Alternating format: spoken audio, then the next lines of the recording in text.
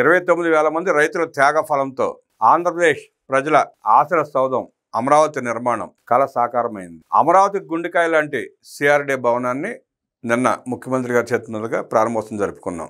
దేశం మెచ్చే విధంగా ప్రపంచం రాజధాని వైపు చూసేలా అమరావతిలో అద్భుతమైన నిర్మాణాలు ఇంకో 2 నెలల్లో పూర్తి కానున్నాయి.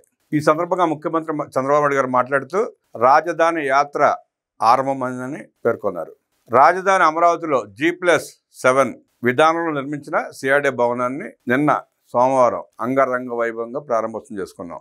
సిఆర్డీఏ ఏడీసీలతో పాటు మున్సిపల్ శాఖకు సంబంధించిన అన్ని విభాగాలు ఒకే చోట ఉండేలా సిఆర్డీ భవనాన్ని ఏ ఆకారంతో నిర్మించుకున్నాం.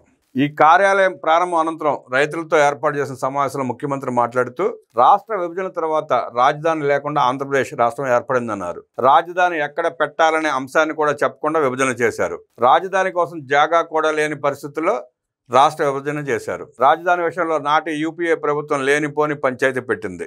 రాష్ట్రం మధ్యలో రాజధాని పెడితే అందరికీ బాగుంటుందని అమరావతిలో ఏర్పాటు చేశాం. రాజధాని నిర్మాణానికి పెద్ద ఎత్తున భూమి కావాలి. ప్రణాళికలకు అనుగుణంగా రాజధాని నిర్మించగలరా అని అందరూ అనుమానపడ్డారు. అయితే సైబరాబాద్ నిర్మించిన అనుభవంతో అమరావతి నిర్మాణం ప్రారంభించాం.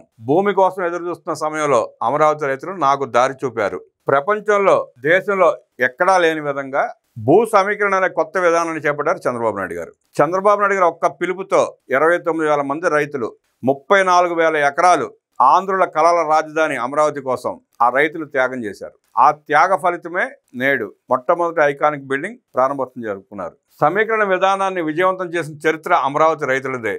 ప్రపంచంలో ఎక్కడా ల్యాండ్ పూలింగ్ విధానమే లేదు. మనమే ఈ విధానాన్ని తెచ్చాం, సక్సెస్ చేశాం. అమరావతి పనులు రీస్టార్ట్ తర్వాత మొదటిగా సిఆర్డీ బిల్డింగ్ ప్రారంభమైంది. నాకు సంతోషంగా ఉంది. సిఆర్డీ భవన ప్రారంభం రాజధాని అభివృద్ధి యాత్రకు ఆరంభమని చంద్రబాబు పేర్కొన్నారు.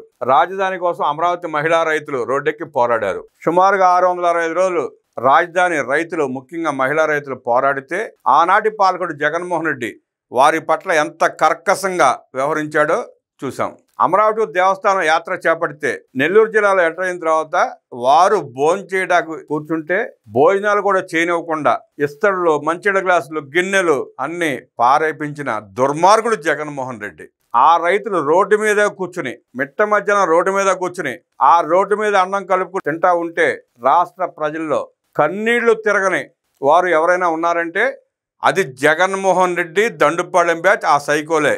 ప్రతి వ్యక్తి మనసు చలించింది. ఆ రోజే ప్రజల గుండెల్లో జగన్మోహన్ రెడ్డి పట్ల వ్యతిరేక భావం మొదలైంది. ఈ దుర్మార్గుని ఇంటికి పంపించకపోతే సాటి మహిళా రైతుల్ని ఎలా ఇబ్బంది పెడుతున్నాడో చూస్తున్న రైతాంగం అంతా, ప్రజలంతా ఈ దుష్టుని రాష్ట్రం తరిమి కొట్టకపోతే మన బతుకులు కూడా ఇంతే అన్న ఉద్దేశంతో ఆనాడే నిర్ణయించుకున్నారు జగన్మోహన్ రెడ్డి ఇంటికి పంపించడానికి. ఆ మహిళా రైతుల్ని, గోండాలను తీసుకొచ్చి పోలీసు డ్రెస్సులు వేసి పోలీసుల ముసుగులో ఎలా కొట్టించాడో కూడా చూసాం మనం. చిన్న పెద్ద తేడా లేకుండా, బాలింతలను కూడా చూడకుండా, కడుపుతో ఉన్న వాళ్ళని కూడా చూడకుండా బూటు కాళ్ళతో తన్నించిన వికృత మనస్తత్వం కలిగిన పాలకులు ఆనాడు మనం చూసాం. గత ప్రభుత్వం తీసుకున్న నిర్ణయానికి వ్యతిరేకంగా అనేక ఉద్యమాలు చేశారు. రైతుల ఉద్యమానికి మద్దతుగా నేను కూడా జోలె పట్టాను. ఉద్యమానికి అండగా నిలిచాను. కష్టాలు మర్చిపోవద్దు. రైతులు చేసిన త్యాగాల ఫలితాలను రైతులే అనుభవించాలి. నేను దానికి పూర్తిగా కట్టుబడి ఉన్నాను. ఫేజ్ 1లో ల్యాండ్ పూలింగ్ కింద భూములు ఇచ్చారు. భూములు ఇచ్చినందుకు గత పాలకులు మిమ్మల్ని నానా హింసలో పెట్టారు.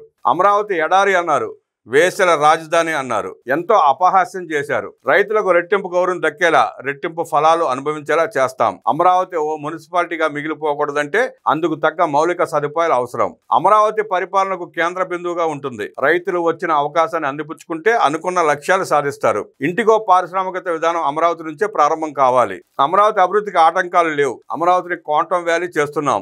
విశాఖకు గూగుల్ డేటా సెంటర్ వస్తోంది. ఒకప్పుడు ఐటీ, ఇప్పుడు క్వాంటమ్ డేటా సెంటర్, ఏఏ వంటి టెక్నో రంగాలదే హవా. అమరావతి రైతుల అభివృద్ధికి అండగా ఉంటాం, చేయూతనిస్తాం.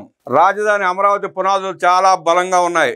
దేశంలోని పవిత్ర దేవాలయాలు, మసీదులు, చర్చిలు నుంచి మట్టి జలాలు తెచ్చి శంకుస్థాపన చేశాం అన్నారు ముఖ్యమంత్రి చంద్రబాబు.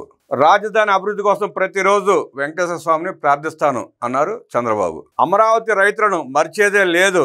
త్వరలో భూములు ఇచ్చిన రైతులతో ప్రత్యేకంగా సమావేశం అవుతా అంటూ హామీ ఇచ్చారు చంద్రబాబు. ఈ సందర్భంగా అందరం కలిసి రాజధానిని అభివృద్ధి చేసుకుందామని ఆ రైతులకు విన్నవించారు చంద్రబాబు.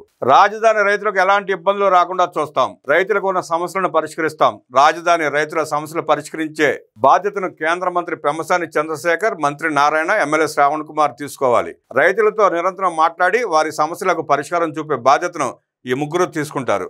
అప్పటికి ఇంకా పరిష్కారం కాని సమస్యలు ఏమైనా ఉంటే నేను బాధ్యత తీసుకుంటాను. హైటెక్ సిటీ నిర్మాణం మొదలుపెట్టే నాటికి అక్కడ ఎకరం 1,00,000 ఉండేది, ఇప్పుడు 177 కోట్ల రూపాయలకు చేరింది. అమరావతి ప్రాజెక్ట్ సెల్ఫ్ ఫైనాన్స్ విధానంలో నిర్మిస్తున్నాం.